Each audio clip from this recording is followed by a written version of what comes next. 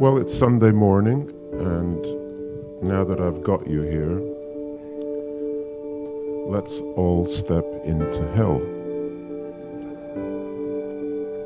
3 people have been imprisoned in a single room, without windows, furnished in Second Empire furniture, in a condition of permanent artificial light and with a door which is shut and usually locked, but can also sometimes be opened.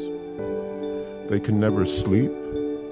They get occasional visions of the continuing lives and judgments of those that have been left behind on earth. They can never blink, nor can they die.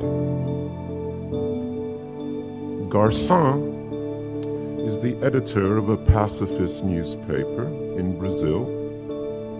He is desperate to convince the others that he died too soon, apparently in an act of cowardice, but that had he lived longer, it would have become evident that he was in fact a hero.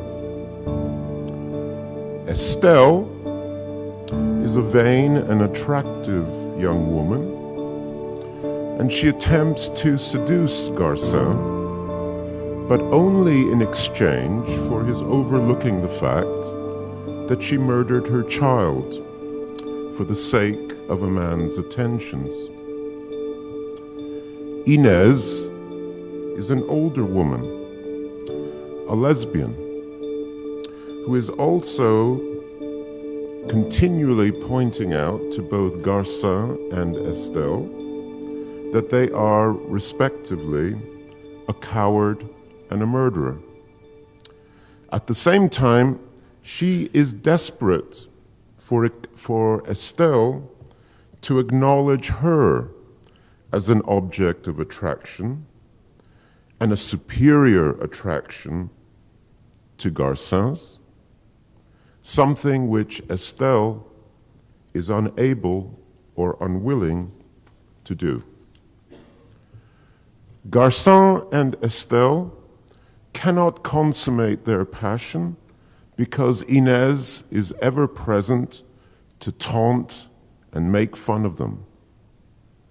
At the same time, Inez wishes that Garcin could simply disappear so that Estelle's need for love and approval will be focused upon her. And Estelle, meanwhile, cares little for either Garcin or Inez and hunts in vain for a mirror so that she can apply her makeup properly and so ensure the attractiveness of her appearance, which is, of course, for her, the confirmation of her identity. This circle of mutual anguish, shame, accusation, and counter-accusation, denial, and objectification is repeated over and over and over again throughout Sartre's play Huis Clos, which is sometimes translated as in camera and sometimes translated as no exit. At the end of the play, after various individual thoughts are revealed, after various individual truths are revealed and confronted, all 3 characters resign themselves to the truth. To quote, "So this is hell. You remember all we were told about the torture chambers, the fire and brimstone, the burning oil, old wives' tales. There is no need for red-hot pokers. Hell is other people." Well, as you may have ascertained by now, it must be said that Sartre's view of human relationships is fundamentally pessimistic. What value might such an outlook have for issues surrounding conflict resolution? A good deal, I believe. And I will now make an attempt to convince you of such.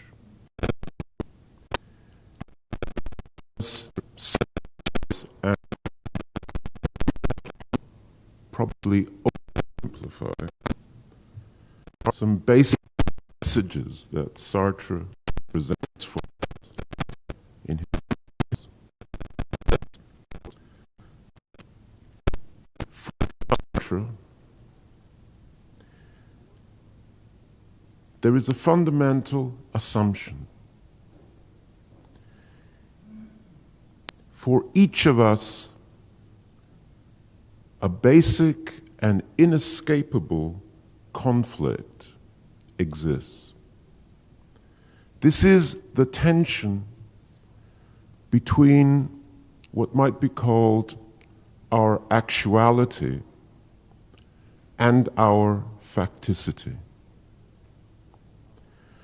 Our actuality presents us with the freedom to be as we can be within the limits of our possibilities. It permits us to transcend the definitions, the labels, the habitual stances and attitudes with which we have cloaked ourselves, and instead to remain open to the potential and the possibility of our existence. Well, this is all very nice.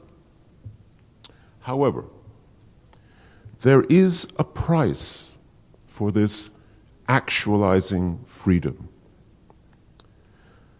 The price is the recognition of the inescapability of choice within it.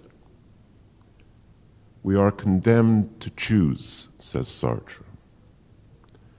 Now, the realization of this inescapability of choice is accompanied by the experience of anguish.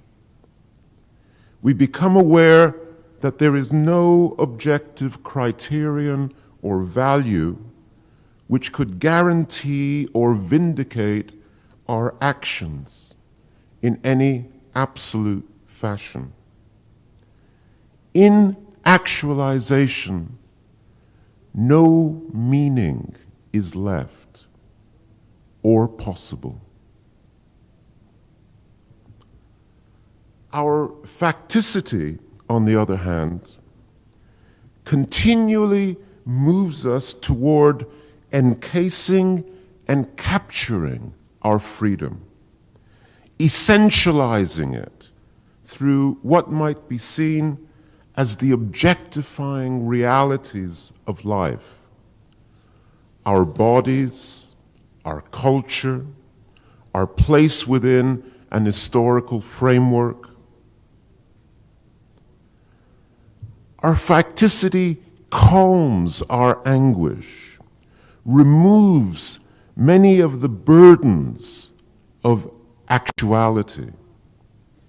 It provides us with meaning.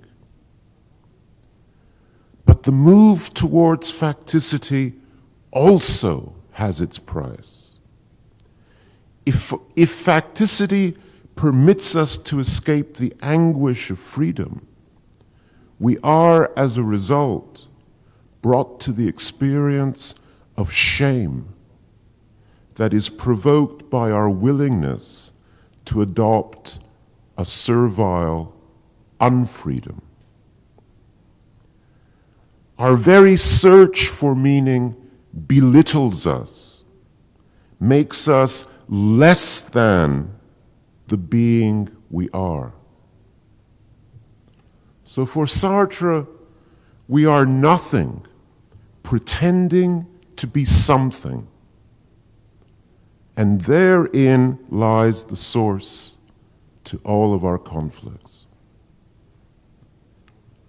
However, what is crucial for Sartre is that our very awareness and response to this personal and subjective conflict does not arise as a result of some internalized, isolated, intra-psychic mechanism of tension, but rather is an interrelational consequence.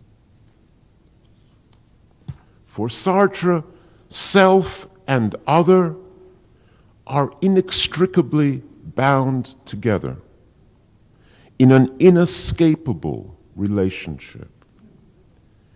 If my life projects are attempts to fulfill my actuality, the presence and demands of others serve to remind me of my facticity.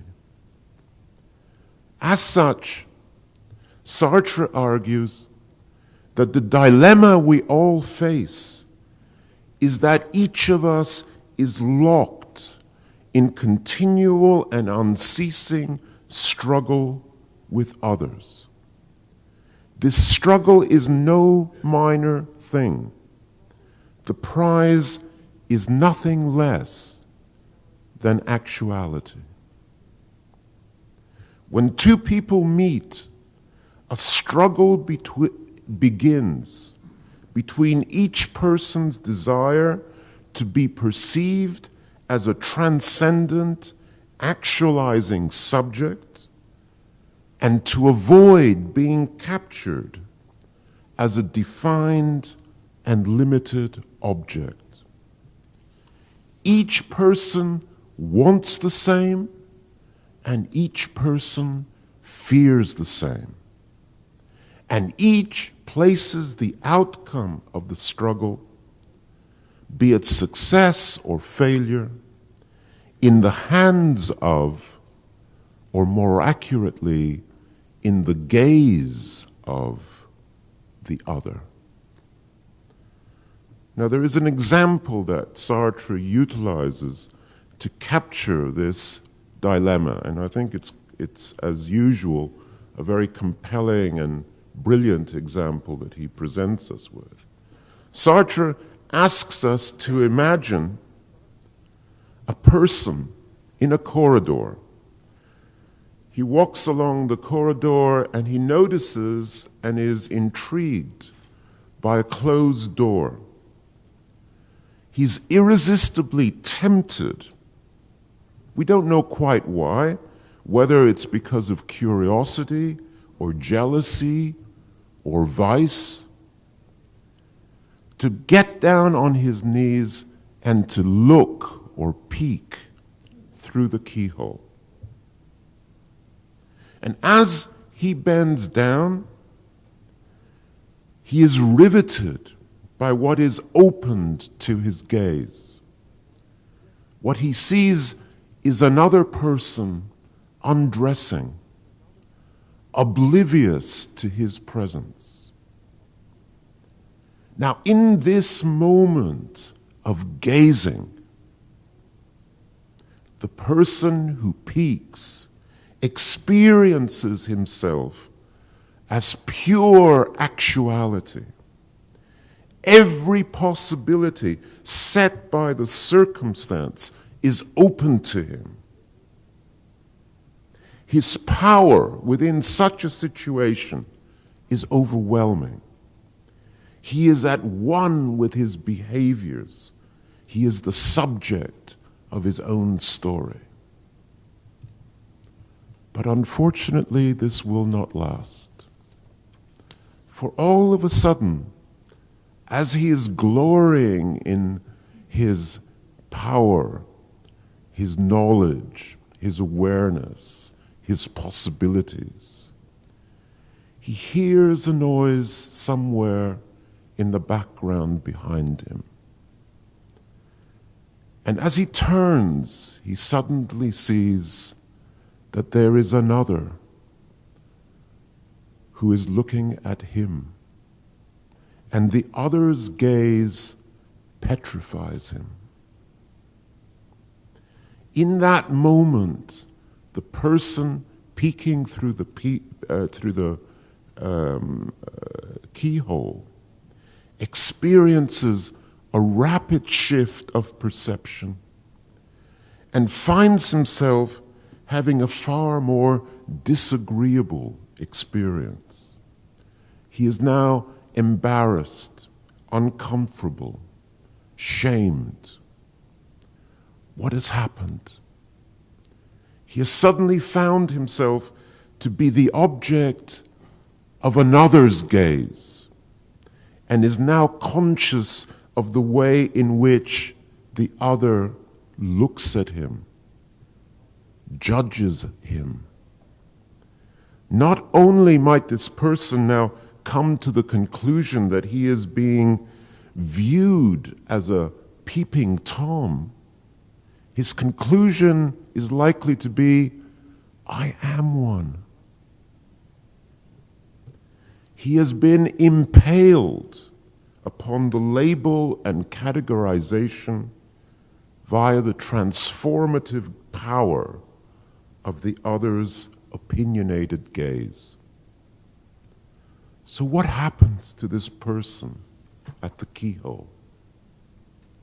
The person, we are told, will suffer the discomfort, the embarrassment, the shame of the other's look, and will later go away and rely upon some form of bad faith, perhaps a lie of some sort, or perhaps the suppression of the event, or perhaps a transformation of its experienced meaning into something quite different, perhaps an excuse or other. I was just really bending down to tie my shoelace and happened to cast my gaze into the keyhole. And this excuse will explain away the objectifying gaze and experience of the other.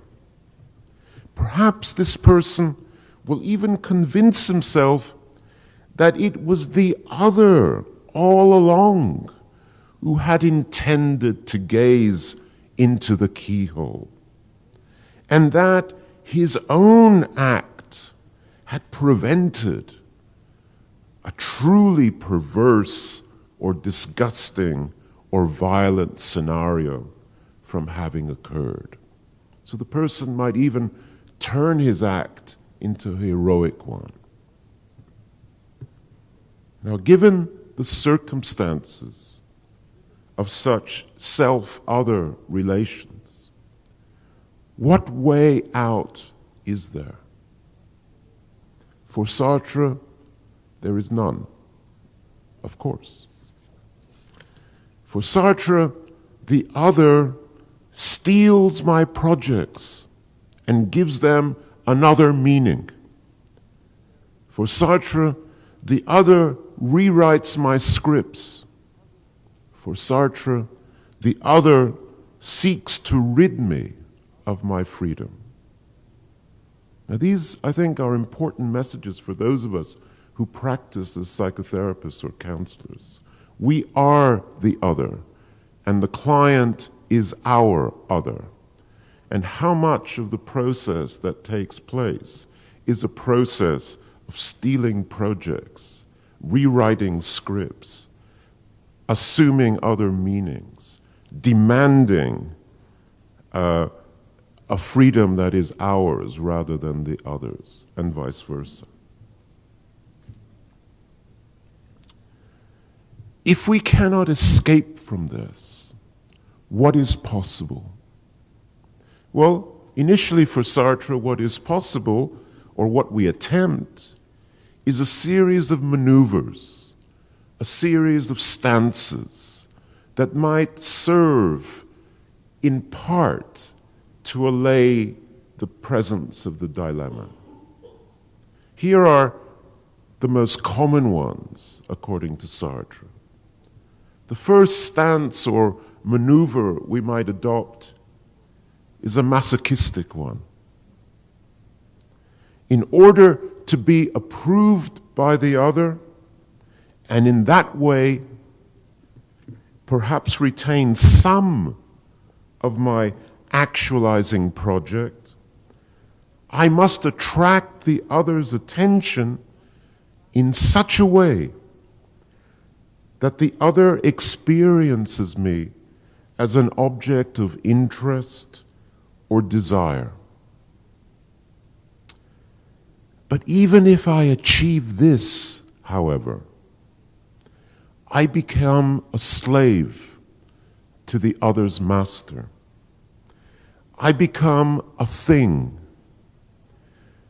no matter how interesting or wise or attractive, still a thing for the other to limit my possibilities. So if my masochistic stance is not entirely successful, what if I were to adopt a sadistic stance instead? So in order to retain or recapture my former freedom, I must in some way reduce the power of the other in my project. I can achieve this by reversing the masochistic scenario and by ensuring that I perceive the other as an object for my wants and desires, and that the other accepts this objectification. Now, this is unlikely to happen without my resorting to coercion or even violence. But this too will only serve to capture me, in that I am forced to concede the other's control of my project, in forcing me to adopt such strategies. And further, even if I should succeed, the other who now confirms me does not do so willingly, is but a slave reduced to the conditions of being a mere object. And this will bring me no lasting comfort. So, how about a further stance? How about if I adopt a stance of indifference? If I become indifferent to all of my relations with others by denying the possibility of any form of rapport with others, well, this may at least succeed in providing me with at least a partial resolution to the getting on with my actualizing project. But no, my very determination to avoid others ties me even more to them. I must now avoid them at all costs. As an example of this, way back in the 70s, there used to be a humanistic game that was played, where two people were placed in front of each other and were told, one of you is only allowed to say no, and the other of you is only allowed to say please. And the object of the game is for the person who says please to try and convince the person who says no to give them whatever it is that the pleasing desire might be.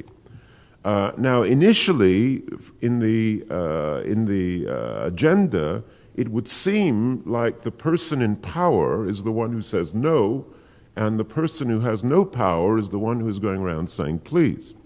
But when the game actually begins, and the two partners play with each other and are going, no, no, please, please, what begins to happen is that the one who says no finds himself or herself increasingly escaping from and feeling frightened by the please demands of the other. So the one who says please actually attains more power. Neither one of them gets what they want, but the one who says no and tries to avoid actually gets much more caught up and lost in the demands of the other. And I think this is part of this notion of indifference that Sartre is presenting us with. So if the indifference stance doesn't work, what other stance is available to me? Well, another stance, Sartre says, is what about the scapegoat stance? What about if I can attempt to create a view of a persecutory outsider, perhaps some other who disturbs me and some others, and in that way disturbs us both. In this way, I and these particular others can attribute evil to the outsider and create a false sense of harmony and social community between myself and some others, some chosen others. As such, we now seem to be joined in a mutual exercise of limiting the power of the scapegoated other, or even in seeking to eradicate the scapegoat's existence. So just think of current propaganda surrounding, you name it, Israelis, Palestinians, terrorists, communists, fascists, unwanted immigrants, the axis of evil, and so forth. And you begin to see the power of Sartre's argument. But at the same time, we also realize that this community of self and others is a creation of social actualization that diminishes and excludes the personal project.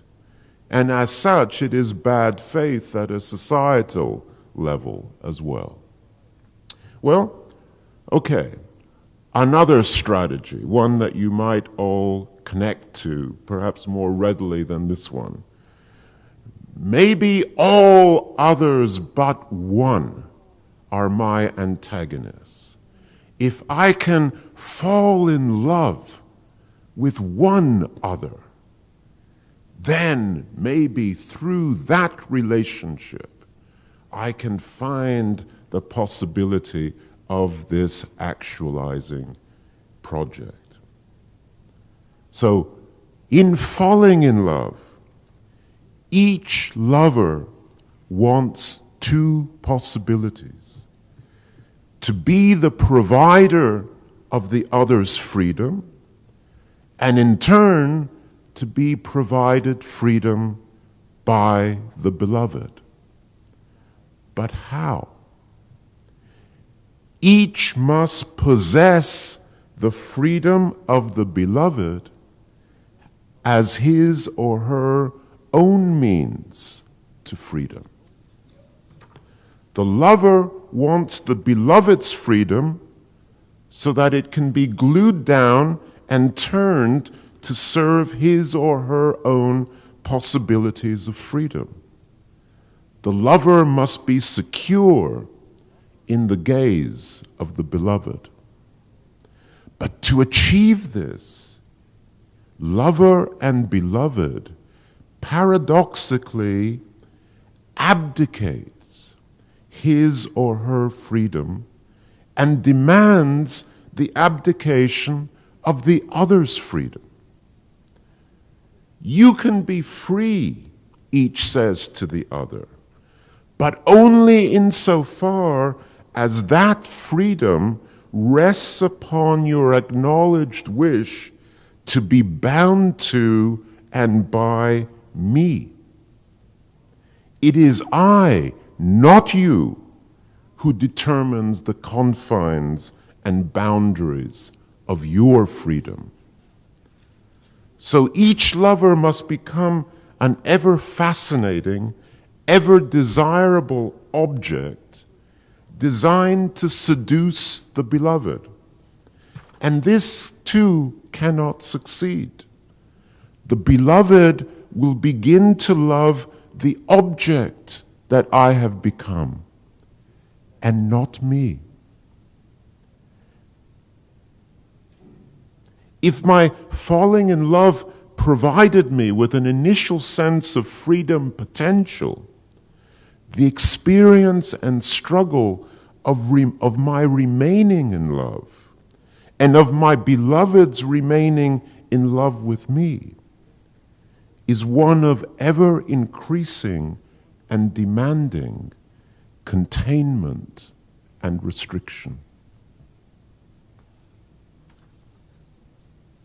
Well, what if I just hate others? Let me just hate all others. Well, again, hate implies the recognition of the other's freedom. He or she does not act or is not how I want him or her to be. To hate is to be reminded of my own lost possibilities, my own loss of freedom, the power of the other over me. And what is the felt experience of all these failed attempts? Anguish, shame, self-deception, disgust of self and of others. Every human enterprise may begin with the best of intentions, but will eventually turn into its opposite. What begins as an attempt at actualization becomes the facticity of oppression. If we stay with Sartre's argument, what implications might there be for conflict resolution, whether in the form of psychotherapy or coaching or mediation, be it between individuals, organizations, or nations? If Sartre is correct, then it must also be the case that conflict is inevitable. The other, be it therapist or client, coach or coachee, confronting or confronted parties in a mediation caucus, the other remains inescapably my antagonist. The various strategies that are adopted in any such instances reveal themselves to be all too reminiscent of the more general strategies that I summarized before. And you might find it interesting and illuminating the next time you read your newspaper to read the articles in the light of the various strategies that were outlined. You might be surprised by what you begin to see. So is there truly no way out? Well, Sartre certainly pondered over this dilemma a great deal. And in his later writings, he became more willing to consider a potential alternative relationship, which, fraught with peril as it was nonetheless permitted the possibility of an alternative possibility. It's not real, he couldn't see it anywhere, but because he could imagine it, it had to be allowed to be considered. So what is this possibility that Sartre began to consider? Well, the source of it lies in Heidegger. And it lies in Heidegger's insight that by others, we do not mean everyone else apart from or other than me. Those against whom the I stands out. Rather, others are those among whom one is as well. It's not a separation of self-others. In every other is me as well. So for Sartre too, others are not only a given of existence in the world, but are also the way through which we perceive our own existence. Our experience of being the object of someone else's gaze brings us to our own awareness of ourselves as agents. Now, let me give you a personal example from this. I'm not sure how real it is. It is a memory that I tell myself as part of my story. The story of how I came to be. And in that memory, I see myself as a 3-year-old child on a ship sailing from Italy to Canada. And I'm with my parents, as I have been on every other day on that sailing, walking along one of the main decks of the ship and playing my parents' game with them. And my parents' game consists of the equivalent of fetching a stick that a dog might catch. There was no dog around. My parents were missing their dog, so I became the substitute. And instead of a stick, it was a ball. And I can, in my story, my father is throwing a ball down the deck, and I run after it to catch it and then bring it back to him. And then he does the same thing, and we keep playing this game. Well, in this memory that I tell myself is the moment of my becoming an aware being. I capture this moment where I bend down to catch the ball, as I have been doing so over and over and over again, and suddenly I realize that I am a being who exists apart from these. That I have the capacity of doing something with this ball that is unexpected. I could stop catching it, I could throw it over the deck, I could get on my hands and knees and mouth and yap around. I could do any number of possible things. And in that moment, I experience in my story a sense of oppression of my parents, but also that their power and oppression has brought me to my awareness of my own being, my actualizing being. So this is the idea that Sartre gets from Heidegger and which he then begins to play with. And he calls this stance, this potential attitude, a novel stance of being for others. And this being for others emerges as the result of a conscious being's ability to consider the world which is perceived by another such being. Being for others rests upon the acceptance of a mutuality of being between beings. And through it, we each come to recognize our inescapable reliance upon others for our very sense of self, our very ability to recognize actuality and facticity. But make no mistake, for Sartre, conflict is the original meaning of being for others.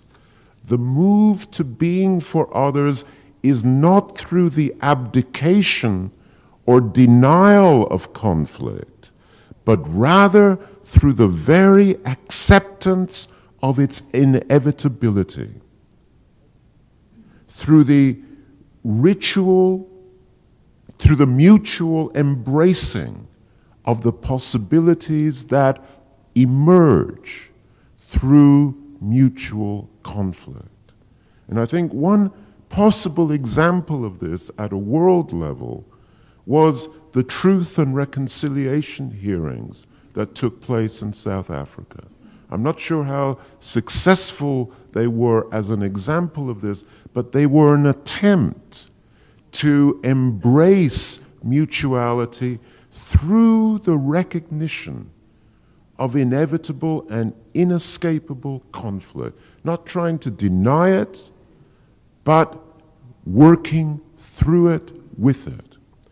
And again, not assuming that through it, conflict could be conquered or minimized or removed, but rather that it was through conflict and the willingness to embrace the mutuality of it that something new could emerge.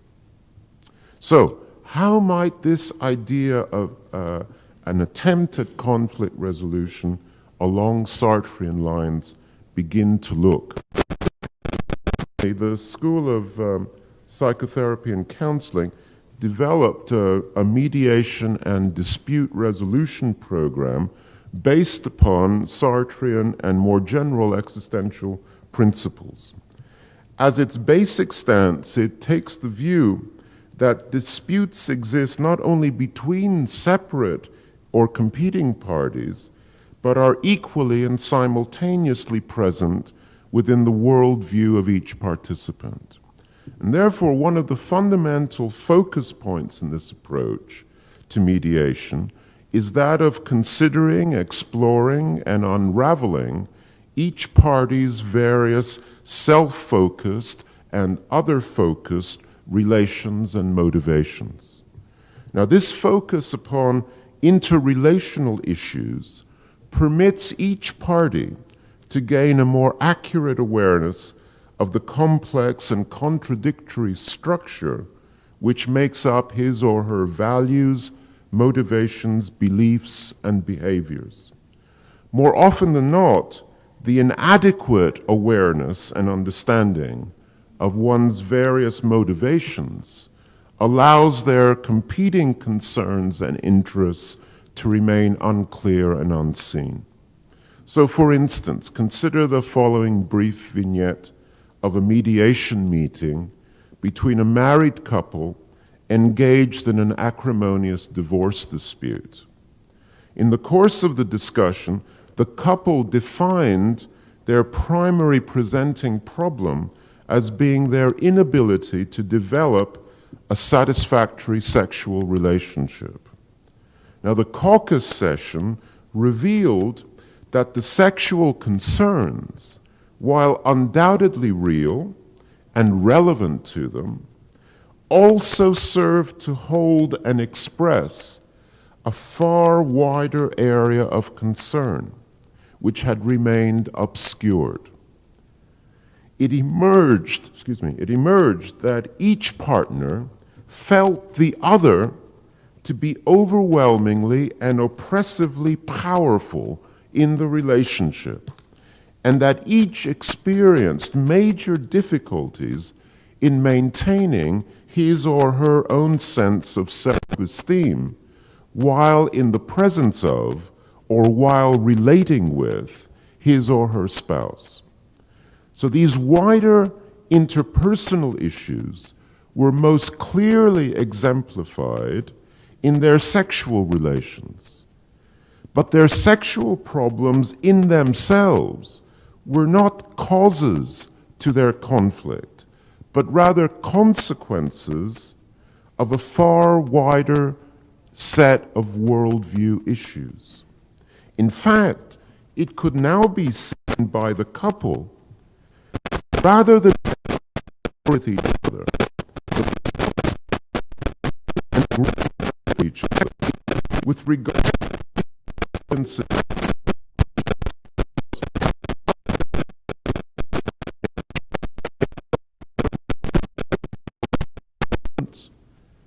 permitted each to be more willing to consider how he or she became this oppressively powerful person to the other, and equally whether the way of engaging with the other, which each adopted, succeeded in addressing the most important elements of the complex worldview which each sought to embody. Now, if participants are better able to reveal their worldviews in a far more accurate and widely encompassing fashion, and through this face their own sets of demands and vulnerabilities, then this in turn may permit an antagonistic attitude to be replaced by a mutually created and mutually responsible working alliance through is a sense of humor, an ability to see things in their ridiculous and absurd dimensions, to laugh. Those who have retained the capacity to recognize their own ridiculousness or even meaninglessness cannot be proud and cannot be enemies of the open society. If only those who refuse to laugh in the Far East, in the Middle East, in Washington, could hear such a message. It wouldn't remove the conflict that exists, but it would change its very nature. It would change it to a conflict of mutuality. So sometimes the world seems a very bleak place indeed, whether because of personal circumstances or those of the more international variety. It is in those moments, I believe, that our willingness to embrace our human existence is truly tested, and we are confronted with the full brunt of our own and the world's imperfection. Now, I don't know about you, but in my own life, I have found that as painful as they are, such moments also permit a certain numinous transcendence. Perhaps that is just some self-protective, self-defensive device. I can't say. But whatever, I have found myself sustained by such. And among those things that have sustained me, I count the work of Sartre. I hope that through this discussion, I have not done too much damage to his ideas. And I also hope that in some mutually acknowledging way, I have provoked you to consider or reconsider your ideas surrounding conflict and its resolution. So I leave you with one final Sartrean-inspired sermonette. Even if hell truly is other people, do not forget that the voice that welcomes you therein can only be your own. Thank you.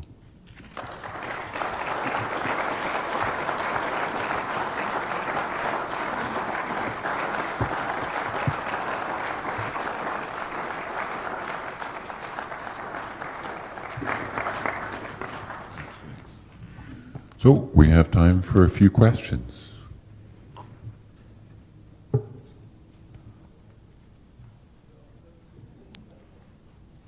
Yeah.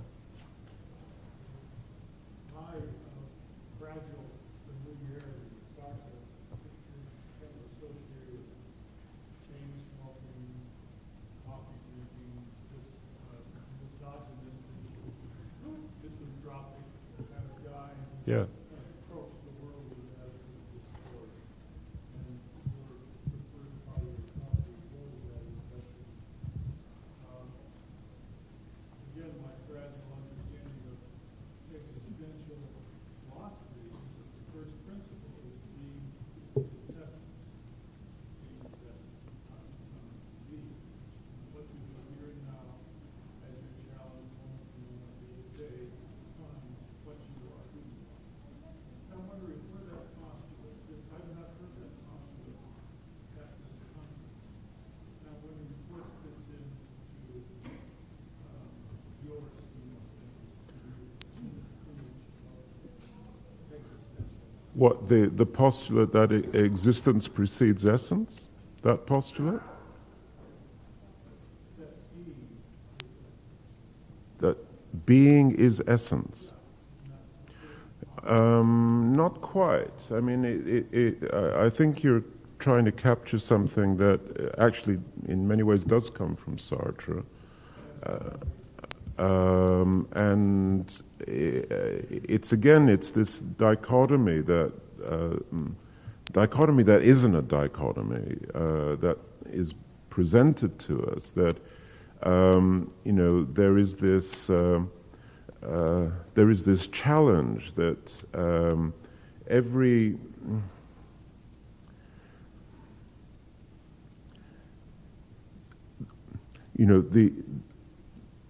the possibility of being that we are is constantly undergoing a process of being captured, being bound in identity, in history, in body, in any number of ways. And our dilemma is the attempt to both be as agents of being and equally to exist as embodied beings, as beings who are limited and bound through the relations of that we each engage in with the world. So for Sartre, that's the conflict that we find ourselves in, and in that sense, there's no way out. Now, how might that feed into a broader existential perspective? Well, I suppose one way that it feeds into it is by following it through and asking ourselves, if this is so, then we can neither pretend that we can be this full being, nor can we also pretend that we are just the being that is defined and definable. And if that is so, then all that we can do is to embrace that which emerges through this. To use a kind of silly catchword or phrase, to say yes to what's there. Whether it, and in that saying yes, it's not that it allows us to escape this dilemma, but it gives us the possibility of seeing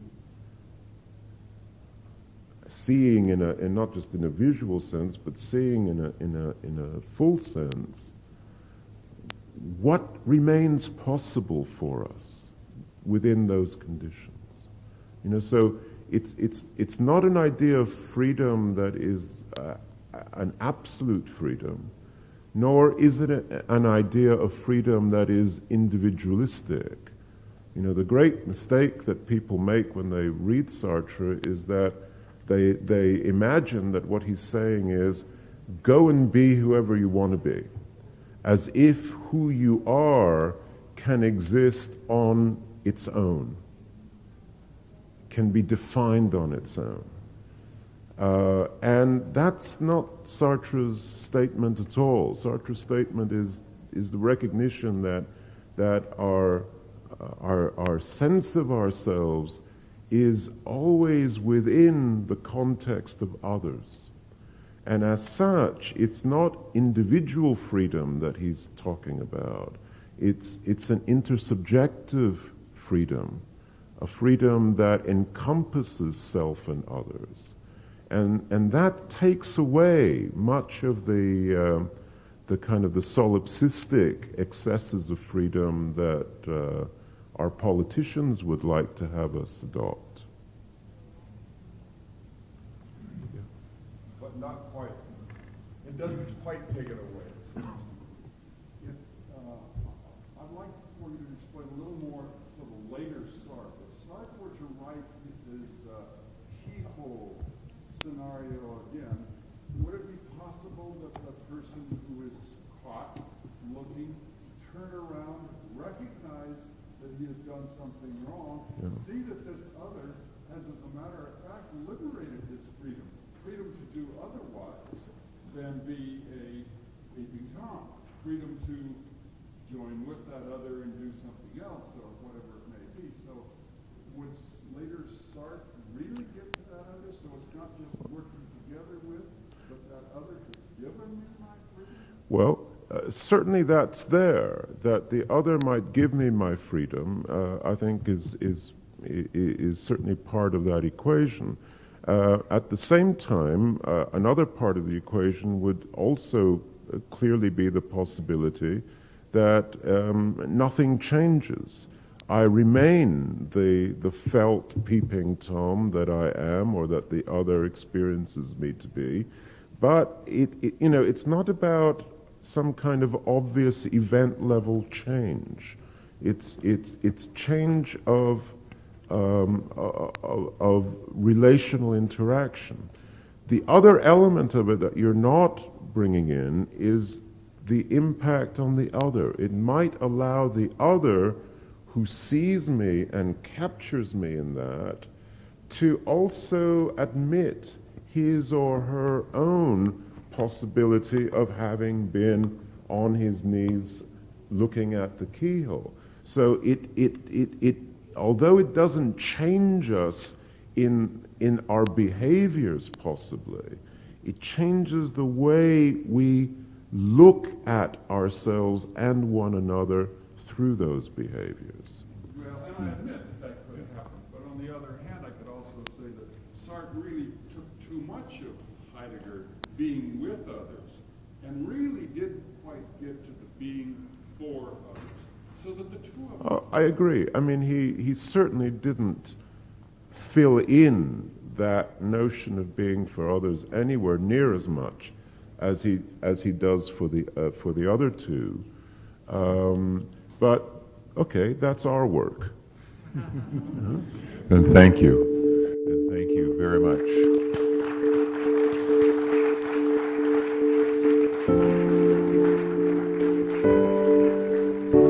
And the conversation shall continue.